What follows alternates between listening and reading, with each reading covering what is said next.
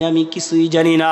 ৩ নম্বর প্রশ্ন করে ওমান হাদার রাজুলুল্লাযী বুইসা ফীকুম, দুনিয়ার জমিনে যে একজন নবী প্রেরণ করেছিলাম, আবার কিছু কিতাবে আসছে নবীর চেহারা দেখাইয়া বলবে ওনাকে চিনুনি, ওনাকে চিনুনি, বলবে হা হা লা আদ্রি, আমি কিছুই জানি না, কিছুই জানি না।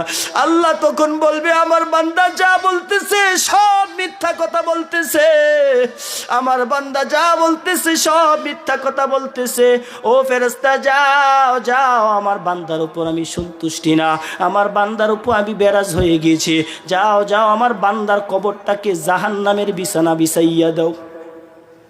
আল্লাহর অর্ডার অনুযায়ী ফেরেশতারা পুরাটা কবরের মধ্যে জাহান্নামের বিছানা বিছাইয়া দিবে। জাহান্নামের বিছানা শুধু এটাই না, ওই মাইয়াতের পুরাটা শরীরের মধ্যে আল্লাহ বলবে যাও জাহান্নামী পোশাক পরাইয়া দাও। ওই বান্দার শরীরের মধ্যে, মাইয়াতের শরীরের মধ্যে জাহান্নামী পোশাক পরাইয়া দিবে।